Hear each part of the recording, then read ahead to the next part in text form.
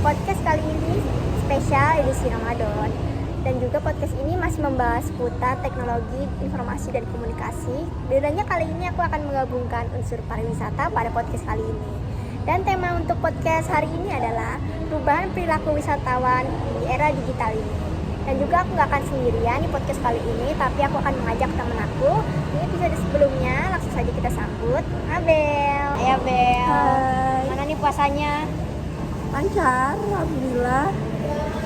Kamu puasanya gimana? Oh, aku udah bolong sih hari ini sama kemarin, soalnya ya biasalah tanggung bulanan. Udah mokel berapa hari? Waduh, pertanyaan yang cukup itu ya. Alhamdulillah untuk saat ini aku nggak ada yang mokel sih. Alhamdulillah lancar sampai buka. Oke, hebat dong. Aku udah bolong dan jujur males banget gantinya. Dan kita balik ke topik kita. Podcast kita kan kali ini temanya perubahan perilaku wisatawan di era digital ini. Nah, pasti udah gak asing dong sama teknologi informasi dan komunikasi yang kita bahas minggu lalu. Tadi kita ngebahas soal alat komunikasinya ya. Dan kali ini kita kan membahas perubahan perilaku wisatawan di era digital ini, which is menurut aku cukup signifikan, ya enggak? Iya dong. Apalagi kan sekarang hampir semua orang tuh kalau mau liburan yang pertama itu yang dibuka bukan koper tapi handphone. Medsos gitu ya lebih Iya. tepatnya. Oke. Bener banget dong Bel. Jadi menurut kamu apa sih perubahan yang paling mencolok dari perilaku wisatawan sekarang dibandingkan wisatawan dulu? Kalau dulu kan wisatawan itu banyak mengandalkan kayak brosur, agen perjalanan, terus rekomendasi dari orang sekitar secara langsung. Nah, kalau sekarang kan beda ya, karena kan sekarang tuh eranya serba digital. Jadi mungkin orang lebih percaya dari review di internet lewat Google atau Chrome, terus rating di aplikasi kira-kira ratingnya tuh bagus nggak? Karena kan orang tuh nyari ratingnya yang bagus ya kebanyakan. Kalau ratingnya sedikit kan jarang orang mau berkunjung ke tempat itu. Terus juga bisa dari aplikasi dan media sosial dari tempat itu. Aku setuju banget sih sama pendapat kamu. Jadi sebelum kita datang ke destinasi itu, wisatawan udah mengunjungi tempat itu, tapi secara nggak langsung, which is lewat Instagram, Google Maps, atau nggak TikTok, YouTube Short gitu. Jadi mereka tuh lihat video atau fotonya terlebih dahulu sebelum nyari spot foto yang estetik. Kan which is sekarang netizen tuh kalau ke tempat berwisata tuh nyarinya yang spot fotonya bagus, Instagramable, TikTokable gitu. Pokoknya harus jadi konten gitu. Setuju nggak? Setuju dong. Iya, dan ini tuh kayak sekarang tuh muncul istilah digital travel. Mereka aktif mencari informasi, terus ngebandingin harga, baca ulasan juga, bahkan cek Google Maps sebelum berangkat ke tempat tujuan itu. Jadi berarti bisa dibilang wisatawan sekarang itu lebih mandiri ya? Yoi, sangat mandiri, karena kan mereka juga bisa booking tiket lewat booking tiket pesawat, hotel, atau beli tiket masuk destinasi cuma lewat aplikasi nih. Jadi kan orang tuh nggak perlu datang jauh-jauh ke tempat itu cuman buat pesen tiket, karena kan semua dalam satu genggaman. Jadi selain itu, menurutku perilaku wisatawan sekarang juga udah lebih spontan.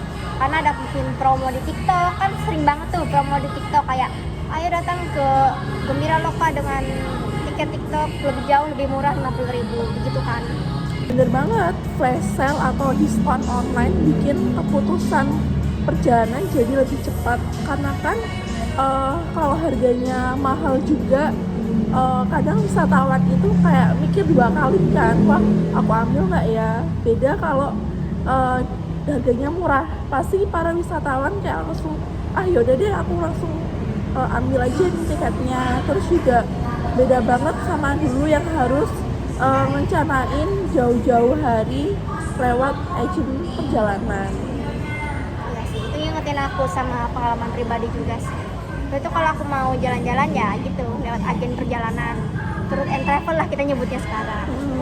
Gitu. Dan juga kalau ke tempat wisata juga kan aku sekarang paling kalau lagi diskon ya kayak Fun Park gitu. Terakhir aku kesana 2024 tuh lagi diskon pemilu kan. Jadi cuma cukup nunjukin jari ini yang ada tintanya ke mbak-mbak resepsionisnya, nanti dikasih tiket masuk gratis gitu untuk Ya, satu orang. karena kalau kita ambil harga mahal juga pastinya kitanya sendiri itu juga rugi kan, apalagi kalau orang lain gitu. Terutama kita ini mahasiswa dengan Kalau penting lah dana ya. terbatas tapi pengen tampil elit. Iya. Jadi penampilan elit, dompet sulit. Bener banget. Nah, kalau kita lihat dari proses pengambilan keputusan, sekarang wisatawan cenderung mengandalkan user generated content ya. Jadi kayak mereka tuh berbasis selain di TikTok atau di sosial media lainnya kayak Instagram, mereka tuh kadang suka nanya ke AI kayak Gemini apa GPT gitu. Iya, mereka tuh lebih percaya review dari sesama wisatawan dibandingin sama iklan resmi. Karena kan kadang iklan resmi tuh suka nggak bener gitu loh.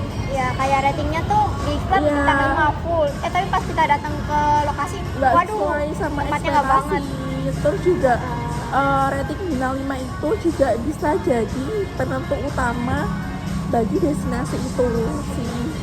Tapi pernah nih aku ke tempat wisata, which is bagus ya. Tapi aku ngeliat nemu satu rating nih, ratingnya itu komentar negatif gitu. Menurut kamu kalau kamu nemu rating kayak gitu, tetap kesana atau mending cari destinasi lain? Kalau aku mending cari destinasi lain lah ya yang mungkin lebih baik daripada itu. Worth it juga. Lebih baik juga, karena kan juga sayang uang kan, kita udah pesan tapi ternyata nggak sesuai sama ekspektasi. Jadi artinya reputasi digital itu penting banget kan, apalagi Iya. bagi pelaku usaha pariwisata yang which is mengelola destinasi wisata gitu. Ya bener banget. Nah, kalau dari segi motivasi menurut kamu itu ada perubahan apa enggak?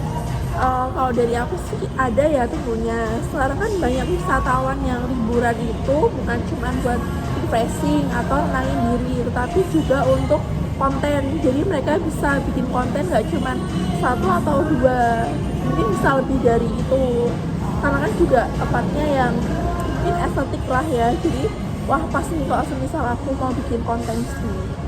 Wah, berarti ini namanya fenomena healing, tapi kita harus posting gitu, ya kan? Iya banget, orangnya juga milih destinasi yang instagramable, apalagi buat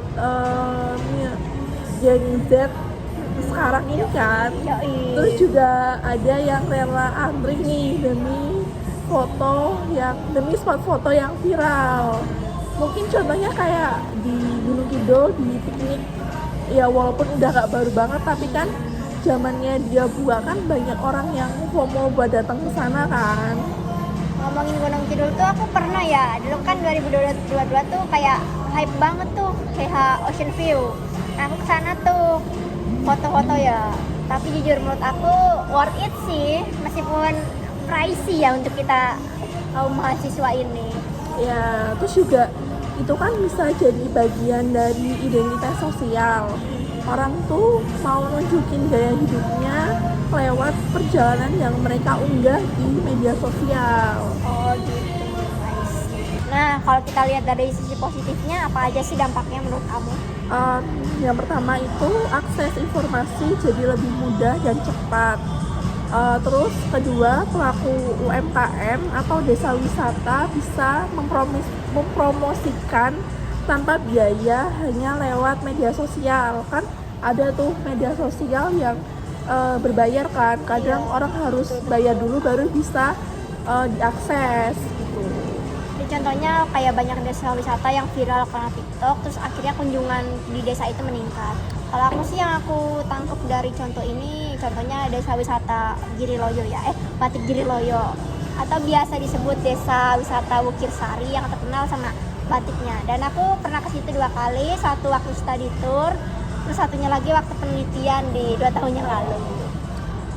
Betul, digitalisasi kan juga mempermudah sistem pembayaran, reservasi online, dan meningkatkan efisiensi pelayanan di kalangan industri pariwisata sih. Nah, pasti dampaknya ini nggak cuma positif aja kan? Iya dong, salah satunya itu ada dampak negatifnya, over tourism akibat viral di media sosial. Tempat yang tadinya sepi jadi membludak sehingga bisa nyebabin kemacetan juga sih buat masuk di destinasinya itu.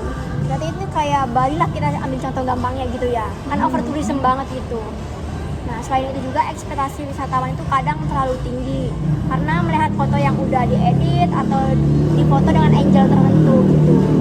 Ya, dan kalau realitanya itu nggak sesuai sama yang kita mau, tuh juga kadang wisatawan bisa kecewa, terus juga bisa ngasih review buruk atau kasih bintang 3 apa 2. Bintang 1 malah lebih parah. Ya sih, parah banget kalau itu. Pemirsa, kita sudah tiba di segmen terakhir kita, yaitu segmen penutup. Sebelumnya aku ucapin terima kasih kepada Abel yang udah mau datang jadi narasumber aku untuk kedua kalinya di podcast edisi Ramadan kali ini. Oke, aku juga mau ngucapin makasih banget karena kamu udah mau undang aku jadi narasumber untuk kedua kalinya di podcast kamu, karena kan sebelumnya aku juga udah jadi narasumber di podcast kamu, terus sekarang diundang lagi, kayak wow, kesempatan yang nggak boleh disia-siain sih.